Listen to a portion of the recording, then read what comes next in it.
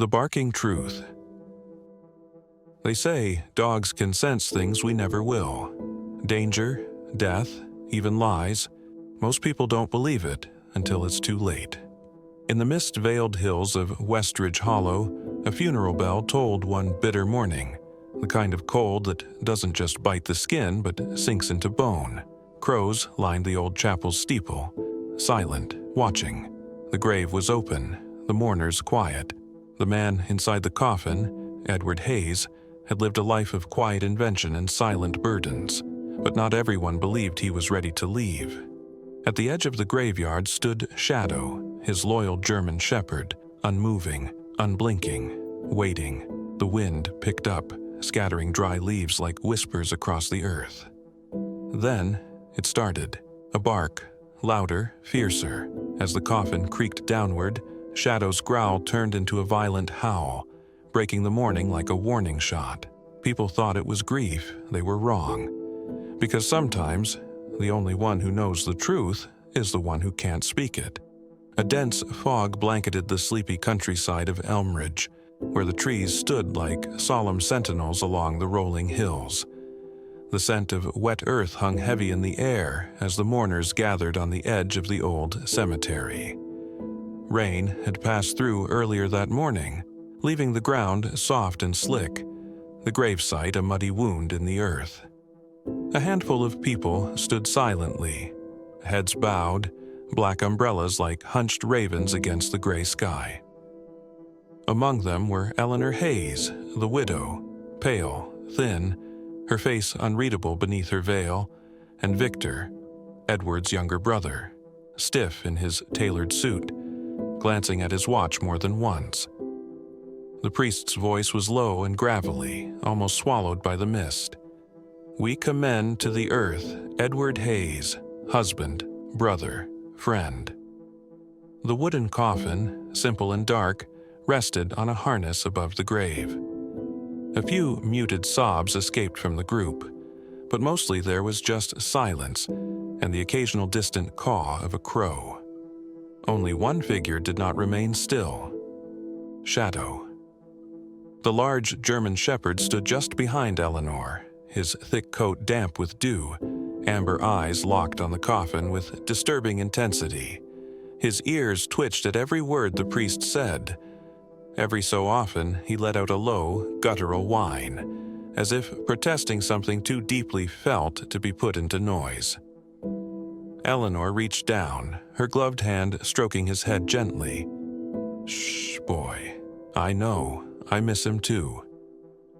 But Shadow didn't relax.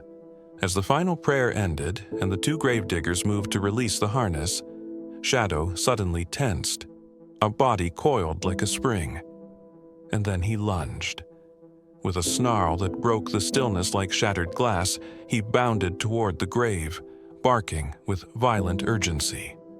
His body slammed into one of the gravediggers, sending the man stumbling back. "Shadow!" Eleanor cried out, her voice breaking into panic. Victor flinched back, nearly slipping in the mud, as Shadow snapped at the lowering ropes, growling ferociously, teeth bared.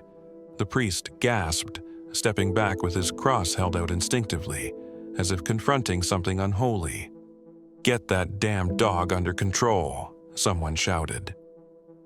Eleanor stumbled forward, trying to grab his collar. "He's never acted like this. Shadow, stop. It's okay. He's gone. He's gone." But Shadow was deaf to her voice. He barked again and again, furious and terrified, spinning in circles, digging at the edge of the grave with his powerful paws, as if trying to stop what was happening, or unearth what was already buried. Victor moved to her side. "We need to finish this quickly. The dog, he's gone mad." "No," Eleanor's voice cracked. He's scared, not mad." Victor leaned in close to the priest. "Get it over with." The gravediggers hesitated, eyeing the frenzied animal, but at a firm nod from the priest, they resumed. The harness creaked, and the coffin began its slow descent.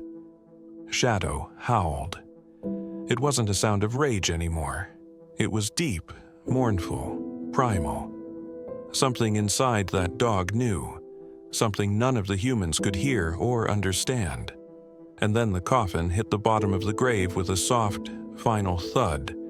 Shadow went wild. He leapt into the shallow grave, clawing at the coffin lid. His claws scraped against the wood, desperate, frantic. Mud flew into the air behind him as he dug, growling and whining, throwing his entire weight at the box as if he could open it, or warn them before it was too late. One of the gravediggers moved to pull him out, but Shadow snapped at his hand, foam flicking from his jaws. Eleanor screamed, falling to her knees on the grass. "Please, please stop, don't hurt him, he doesn't understand." Victor stepped forward, grabbing a shovel and slamming the handle into the ground. "We bury him now." The gravediggers exchanged uncertain glances, but began shoveling dirt quickly into the grave. With each scoop of earth, Shadow thrashed harder. As the soil piled up, his growling grew hoarser, more pained, until finally Eleanor pushed forward, grabbed his soaked collar, and with all her strength yanked him free. He snarled, twisted, but she held on, falling back into the mud with him on top of her, both of them panting. "Shh," she whispered, clinging to him like he was the last real thing left in her life. "Shh, my boy. It's done. He's gone." The priest continued his final rites. Victor wiped mud from his shoe, barely hiding his disgust. As the last of the dirt covered the coffin, Shadow lay still on the grass, his chest heaving. His golden eyes never left the grave, even as Eleanor whispered empty comforts to him. The crowd began to disperse, murmuring nervously, casting backward glances at the strange scene they'd just witnessed. Only Eleanor and Victor remained, and Shadow, soaked and silent. Victor lit a cigarette, the flame briefly illuminating his face. "Well," he muttered, exhaling smoke into the cold air. That was unsettling. Eleanor stood slowly, brushing herself off, keeping one hand on Shadow's back. "He knew something," she said quietly. Victor scoffed. "It was grief. Dogs feel it too. You'll see. He'll settle." But Eleanor didn't answer. She was staring at the grave, her eyes dark with doubt, her mouth just slightly parted as if on the edge of some unspeakable realization. Shadow began to growl again, not loud, just under his breath. A warning. Victor glanced at him. "Keep that mud away from me." But Eleanor didn't even flinch. Instead, she turned to Shadow and knelt beside him, her voice barely a whisper. "What did you see, boy?" The only answer was the wind brushing through the grass, and the low, continuous growl of a dog who knew the dead had gone too quietly. Whispers from the grave. Morning light spilled over the grave like a reluctant blessing. But Shadow never moved. The once energetic German shepherd now sat unmoving by the mound of fresh soil, eyes locked onto the earth as if he expected it to move. He didn't eat, he didn't blink much, he barely breathed, he just watched. Ellie had tried everything. Cooked his favorite chicken, whistled, tugged at his leash, even cried in front of him. But nothing worked. Shadow wouldn't leave. At night he barked, not at the wind or shadows, but downward, toward the grave, as if something beneath the ground was still alive, or trying to speak. The barking grew more frantic with each passing night, and so did Ellie's unease. The sleep-deprived girl would jolt awake, heart pounding, expecting to see something clawing out of the soil. She began locking her bedroom door. She began dreaming of her father's voice, but it was distant, broken, as if coming from underwater. Then, one rainy morning, Ellie found a folded piece of paper slipped beneath her door. No name, no signature. Just 4 chilling words, written in jagged handwriting. He wasn't ready. Her breath caught in her throat. The room suddenly felt too small, too quiet. She opened the door and looked around, no one in sight. only the sound of Shadow's low growl from outside, his gaze fixed, unblinking, on the wet earth. Something had shifted. That night, thunder rumbled like drums from the underworld. Ellie sat in the dark, note in hand, staring at the flickering flame of a candle she couldn't remember lighting. That's when Shadow came scratching at the door. When she opened it, her heart froze. In his mouth, clenched between his teeth, was a tattered glove, drenched in mud, soaked in something darker. Blood, her father's glove. Ellie gasped and took a step back. "Where did you get that?" she whispered. Shadow dropped the glove at her feet and stared at her, eyes glistening with something between desperation and intelligence. Then he turned and trotted away, but not far. He barked, once, and looked back at her. Like a signal. Something in her broke open. A memory. Flashback. She was 9. Her father kneeled beside Shadow, holding out a stethoscope. "You hear that, boy?" he whispered, placing it on her chest. "That's a heartbeat. Learn it. Protect it." He trained Shadow with intense discipline to detect heartbeats, seizures, oncoming danger.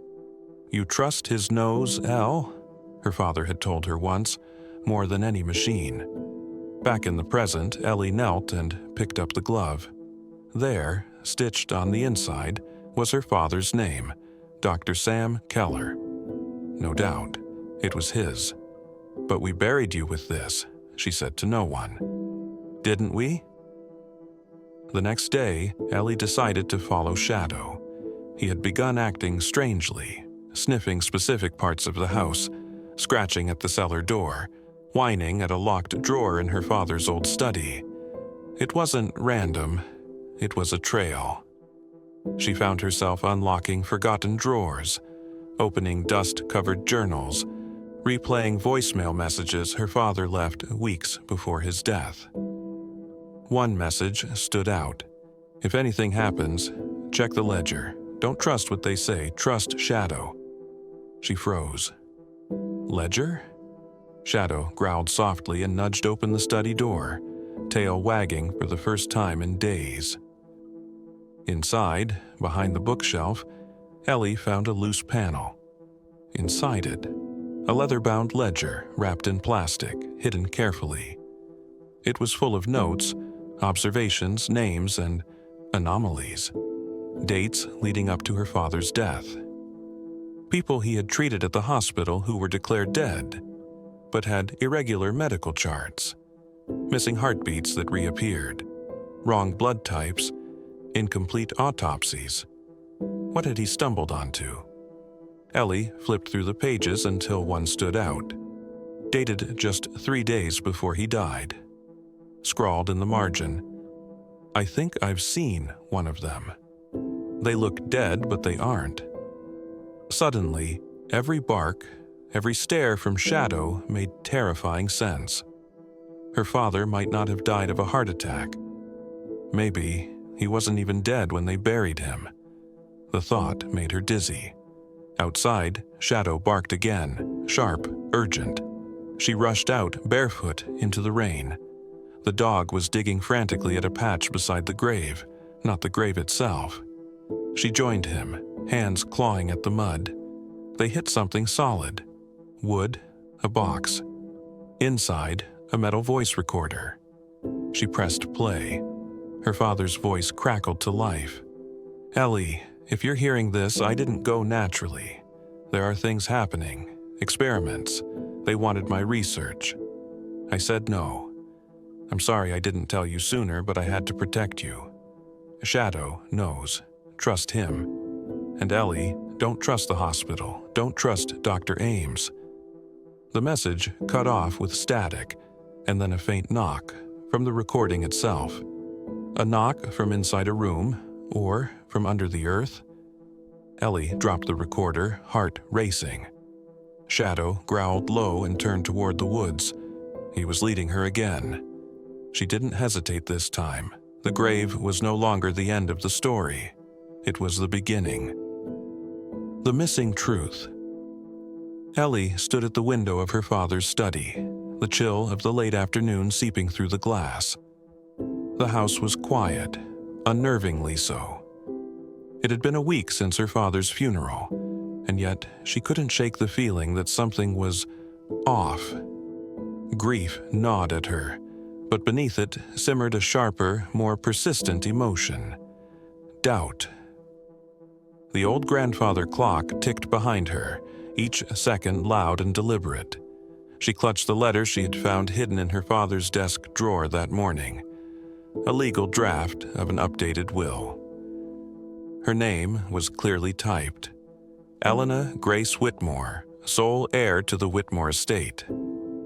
She hadn't expected it.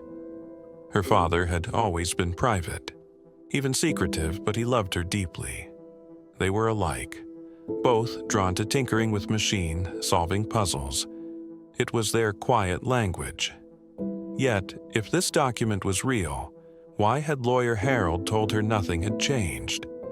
Shadow, her father's faithful German shepherd, stood by her side, ears perked. He had barely left her since her return, his intelligent eyes always scanning the room. Ellie bent down and rubbed his fur absently. "Something's wrong, boy," she whispered. Shadow's tail thumped softly, his nose twitching. He let out a low growl, alert but not aggressive. It was as if he sensed the deception that was starting to unspool around them. An hour later, Ellie parked outside Harold Crenshaw's legal office. The sharp scent of paper and wood polish hit her as she walked in.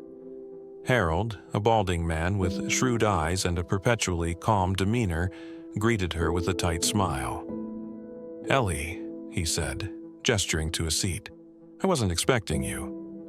"I found a draft of a new will," she said flatly, not sitting. "Dated 2 months ago. My father left everything to me." Harold blinked once, slowly. "There's no such will filed. I would know." Ellie narrowed her eyes. "Maybe it was never filed. Maybe you didn't want it to be." Harold leaned back, expression unreadable. "Miss Whitmore, grief clouds judgment. Your father had many papers, notes, sketches, ideas. That doesn't make them legal documents." Shadow, waiting just outside the office's glass door, let out a sharp bark. Ellie turned. His gaze was locked on Harold. "Some things," she said, rising, "can't be hidden forever." Back at the house, the shadows stretched longer across the walls as the day dipped into twilight. Ellie paced the creaking floorboards of the old estate. Something gnawed at her, the weight of unfinished business, of truths buried too neatly. Shadow suddenly stood, ears trained toward the hallway. Then he trotted off. "Where are you going?" she called, following. He led her down a corridor she hadn't walked in years, toward her father's old workshop. The door was locked, dust coating the handle. Shadow scratched at it once, then looked back at her, expectant. Ellie stared, heart pounding.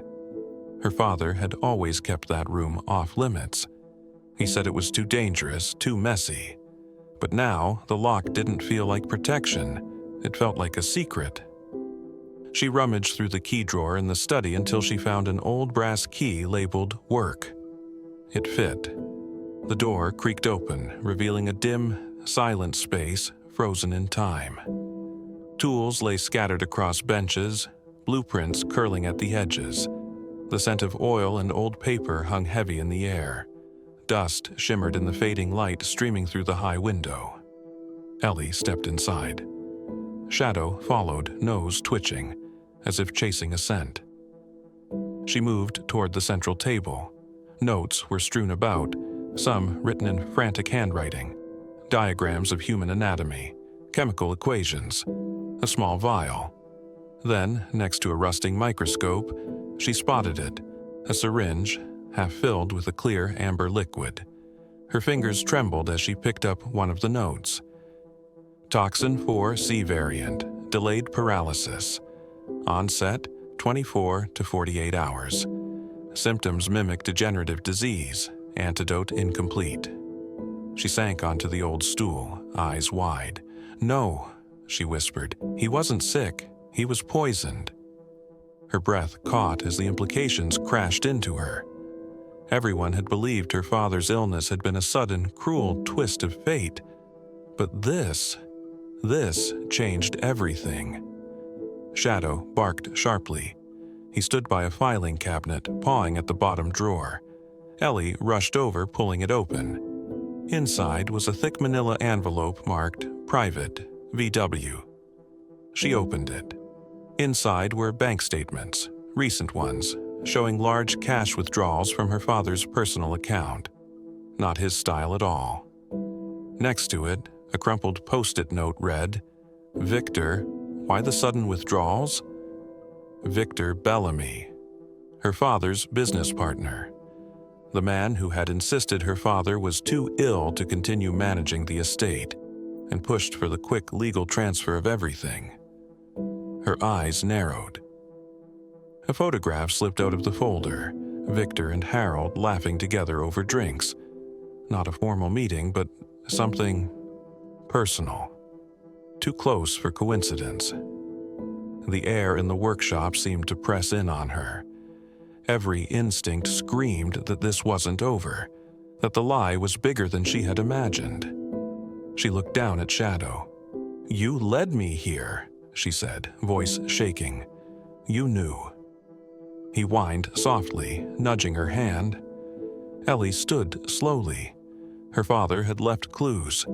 He must have known someone was trying to silence him, had hidden the truth in the one place only someone who knew him well would think to search. Not in a vault, not in a bank, but in his sanctuary. Night had fallen by the time Ellie locked the workshop behind her.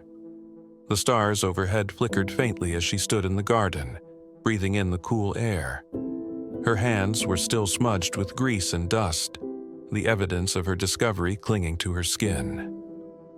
Inside, the house loomed large and dark, but she no longer felt powerless within it.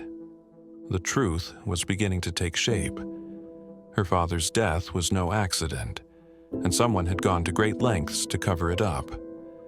Shadow lay at her feet, watchful. "We're not done, boy," she murmured, running her fingers through his fur. Not even close. Tomorrow, she would confront Victor. She would revisit Harold, this time with more than suspicion. The blueprint of a conspiracy was unfolding, and this time, Ellie Whitmore was ready to expose every last lie.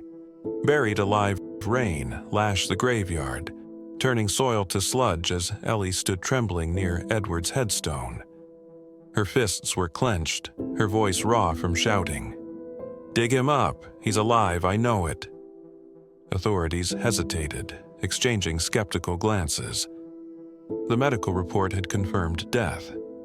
What she was suggesting was absurd, gruesome even. But Shadow, Ellie's loyal German shepherd, wasn't waiting for permission. He'd been restless for days, pacing, growling at the backyard, his instincts screaming. Now, as they stood before Edward's grave, his behavior became manic. He lunged forward, growling deep in his throat, then started digging furiously at the mound with his powerful paws, barking louder and louder. "See? He knows," Ellie cried, pointing. "He smells him. He's not dead." Shadow's bark was no longer just noise. It was desperate, urgent, primal. It cut through the patter of rain like a siren. The officers shifted uncomfortably. One knelt beside the grave and placed a hand to the earth. Was it vibrating? "Get the shovels," the lead investigator said at last. Within minutes, a team was digging, muddy water splashing onto their uniforms. Shadow didn't stop barking, circling the grave like a sentinel. Ellie's heart pounded so loud she could barely hear anything else. And then, clink. A dull thud. The sound of metal on wood. The coffin. Hands trembling, one of the workers pried it open. Gasps broke the silence. Edward lay motionless, pale as wax, but his chest rose faintly, slowly. His lips trembled. His eyes fluttered open, the whites rolled back, barely conscious. "He's alive!" someone shouted. "We need a medic, now!" Ellie fell to her knees, tears mixing with rain. Shadow whined and licked Edward's hand the moment it was free. The paramedics arrived within minutes, lifting Edward out with utmost care. An oxygen mask was strapped on. IV fluids hooked up. His pulse was weak but present. Later, at the hospital, the shocking truth unraveled like a sinister thread. Edward hadn't died. He had been poisoned, slowly and deliberately. The toxin had mimicked death, slowing his heart rate to near zero. No one had thought to check twice. No second autopsy. The death certificate signed in haste, and all of it traced back to one motive: money. Victor and Harold were arrested at their home. Stacks of legal documents proved their intent. They stood to inherit everything if Edward was gone. The poison was traced back to a rare sedative, one that Harold had access to through an old veterinary contact. But it was Shadow who had sensed it all. The German Shepherd had never stopped searching, sniffing, pacing near Edward's room in the days leading up to the burial. He had growled at Harold when no one else noticed. He had sat by the grave for hours every day since, whining, trying to dig. Everyone thought he was just mourning, but dogs have sharper senses and stronger loyalty. "He saved him," Ellie whispered in the hospital waiting room, her hand resting on Shadow's head. "Everyone else gave up, but not you." Shadow licked her hand gently and curled up by her feet, finally resting for the first time in days. Edward would survive. The truth had clawed its way to the surface, just like Shadow had, and this time justice would not be buried. The barking truth. The afternoon sun filtered gently through the lace curtains as Edward stirred for the first time in days. A low groan escaped his throat, his eyes fluttering open to see Eleanor and Ellie sitting beside his hospital bed. The machines beeped softly, steady, a sound of survival. Ellie's small hand clutched his, warm and trembling. Eleanor's eyes glistened with tears of relief. And beneath Edward's bed, lying with silent vigilance, was Shadow, their German Shepherd. His dark coat glistening, ears alert. He'd barely moved since Edward was admitted.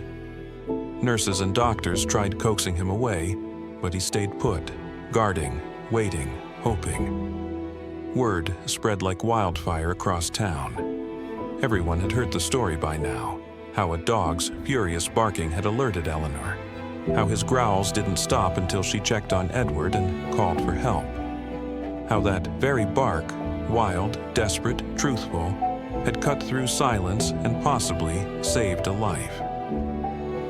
The dog who barked at death, headlines read the next morning. Shadow, once just the family's loyal companion, had become something greater, a symbol of loyalty, of instinct, of unspeakable love. Edward was discharged a week later, a little thinner, a little paler but alive. As he stepped into their garden, sunlight kissed his face, and Shadow bounded forward, tail wagging furiously. Edward chuckled and knelt, arms open wide. Shadow leapt into his embrace, tail brushing fallen autumn leaves. In the following days, Eleanor set to work on something special. She'd always been a quiet woman, but this time her heart demanded a voice. Behind the garden, near the old oak tree where Shadow liked to nap, she placed a small carved stone, no bigger than a shoebox, but etched with meaning. Some heroes don't speak. They bark the truth. The stone rested in soft soil, surrounded by flowers and silence, a tribute not just to a dog, but to a soul that had understood more than words ever could. Neighbors began visiting. Children tiptoed to the stone and left biscuits or scribbled notes. "Thank you, Shadow. Good boy. You're our hero. Shadow, humble as ever, never strutted. He simply curled beside the stone or sat quietly under Edward's chair, tail thumping whenever someone new arrived. One evening, the golden hour draped the garden in warm hues. Edward, wrapped in a shawl, sat on a wooden bench, tea in hand. Shadow lay at his feet, his massive frame still and relaxed. His ears twitched now and then, catching the distant hum of life around them. A bird's call, Ellie's giggle, the wind whispering through trees. As the breeze danced across the garden, carrying with it the scent of earth and memory, Edward looked down at Shadow. Their eyes met, man and dog, no words needed. Shadow blinked slowly, a soft sigh rising from his chest, then rested his head back on Edward's foot. The camera slowly pulled back, catching the gentle swaying of leaves, the stone nestled in flowers, the man and the dog, side by side. The legend of Shadow, the German shepherd who barked not out of fear, but out of knowing, would live on, not in how loud his bark had been, but in the truth it carried.